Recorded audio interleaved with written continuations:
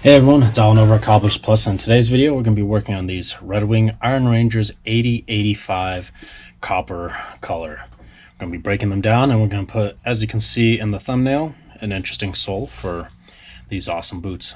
I really want a pair of these, but eventually I just don't know when I'll be able to get around to them, but still very cool. So join us, check it out, and let's have some fun with these.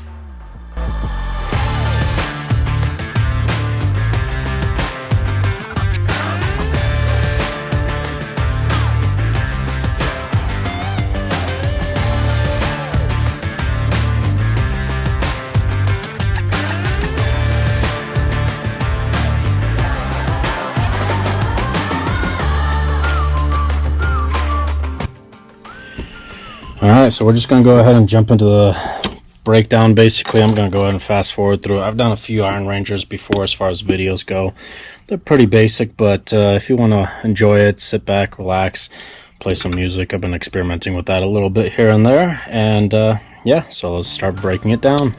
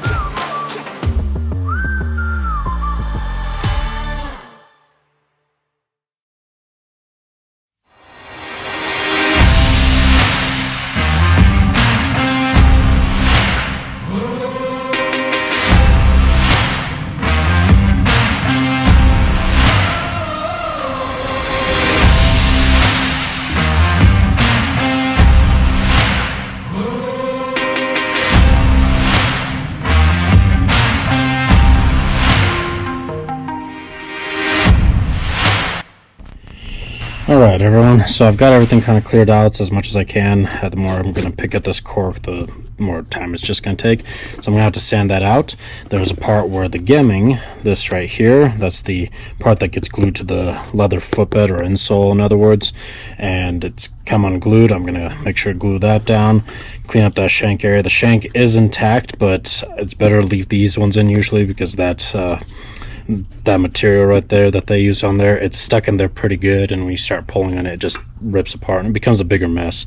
So it's better to leave it as long as the shank is intact and as long as we're not doing anything major back here, because after all, these ones are just getting a full resole. They're not getting like new welts or converted from a 270 degree welt, which is 270 means it's stitched from here all the way around the toe to right there. That's where it stops. And so this back area is the rand here, and that's usually just stapled in, and it's just kind of a nice guide and reinforcement also for the back edge of the heel. That's not getting replaced or anything as long as, again, it's in good shape, which it is. And so we're going to go ahead and clean up that cork now. And if you noticed, I had this little security strip in there, which is pretty cool. We find this in some shoes sometimes, especially more shoes lately. It's just again a security strip. It sets off metal detectors. So not trying to steal these shoes, in other words. Once you've purchased them, usually they go over top of a special deactivating device that kind of deactivates it, in other words. But while at the store, you're going to try to slip on these boots and walk out that door, it's going to set off the alarm. So don't try to do dumb stuff. Boys and girls, you're going to end up in a lot of trouble. So, alright, I'm going to go ahead and clean that up. I'm going to clean up the stitching there as well. Thankfully, RedWings are very easy as far as cleaning up the stitches because of the way they're designed. I could easily just go to the stitch puller and pluck that, but let's go ahead and continue on with these.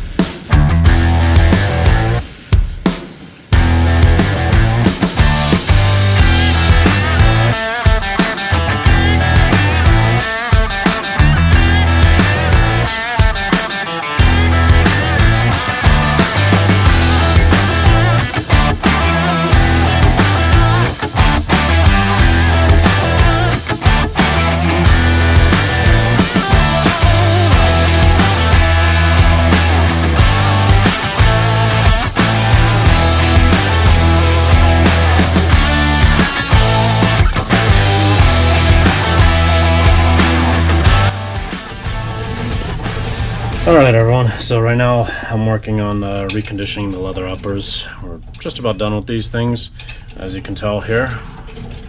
Just gotta clean up those soles a little bit just because I did use a neutral on it, but afterwards I have to buff it on the wheel, and the wheel has a little bit of darkening still, so I thought I'd clean up the rubber sole just a little bit.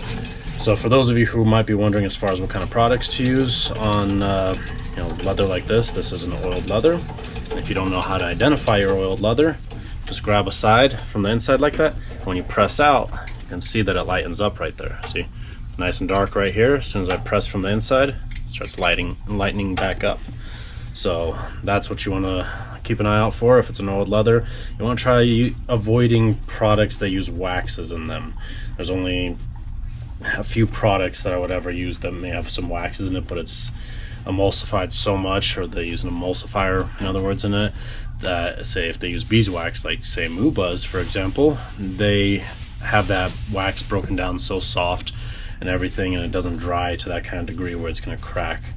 So definitely would recommend either Mubas, which will darken a leather like this, but it will also add a lot more waterproofing to it, or in this case, like we're using the Saphir Oiled Leather Cream as well, which will definitely help as far as a conditioner goes. It's neatsfoot oil based is the main conditioning agent that's in this, so it's not going to darken nearly as much as say a mink oil or a lanolin would. But yep, I'm going to go ahead and finish up the conditioning, clean up them soles a little bit, and yeah, we're about done. So hopefully you guys enjoyed it. If you have any questions or comments, shorter questions and comments, please leave them down below. Any longer questions, I highly recommend, if you want to ask something, send us a message through either Facebook or Instagram. On Facebook it's Cobblers Plus is our name on there, and on Instagram it's CobblersPlusCO. Otherwise you could always send us an email as well. That information all is down below if you want to check it out. And if you are interested in buying yourself a pair of Red Wings, please use our link down below. It gives us a little bit of a kickback. It's no extra charge for you, but helps support the channel, and because obviously it takes quite a bit of time to put in the effort to edit these videos, and gotta amp up my production on these things. So, and on that note, make sure you're subscribed, hit that notification bell icon so that you can be notified when we have our next videos out, and so that you don't miss any potential giveaways as well. And as always, share, and we'll see you next time.